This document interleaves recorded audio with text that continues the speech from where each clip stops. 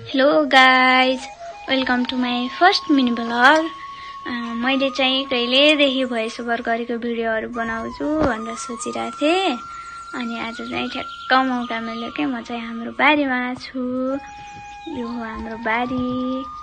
मलाई चाहिँ नेपालमै हुँदाखेरि पनि घरमै तरकारीहरू लगाएर फलाएर खान एकदमै मन पर्थ्यो। अनि कोरिया आइसकेपछि पनि कामको साथसाथै फुर्सदको समयमा यसो केही लगाम न, आफैले बनाएको आफैले लगाएको तरकारीहरू कस्तो हुँदो रहेछ, यस्तो फुर्सदको समयको सदुपयोग पनि भयो अनि आफूलाई खान पनि भयो भनेर लगाएको तरकारीहरू मकैहरू यस्तो राम्रो होला भन्ने सोचेर चाहिँ लगाएको थिएन। यत्तिकै लगाम कस्तो हुँदो रहेछ भनेर लगाएको, कति राम्रो भएको, देख्दै रहर लाग्दो भएको के। अनि हामीले चाहिँ यहाँ सागहरू पनि लगाएको थियौँ, त्यो चाहिँ खाइसक्यौँ।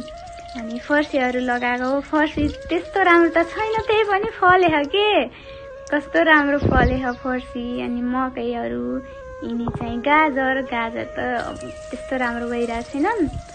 अनि जे होस्, फुर्सदको सदुपयोग गरेको राम्रा भएछन्। यिनी खुर्सानी पनि अलिअलि फलिरहेछन्। अनि अकबरे खुर्सानी चाहिँ अझै सानै छन्, त्यहाँ चाहिँ सानोले तरकारीहरू टिप्दै हुनुहुन्छ बसेर।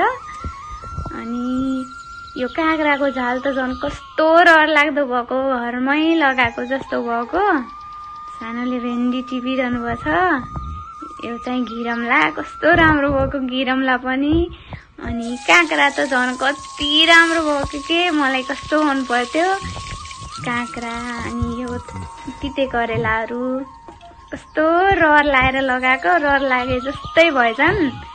अनि मैले चाहिँ यति खेती गरेछु। अनि कोरियामा हुने साथीहरूले चाहिँ के गर्नुभएको छ, कस्तो छ त मेरो खेती, कस्तो लाग्यो तपाईँहरूलाई कमेन्ट गरिदिनु है त।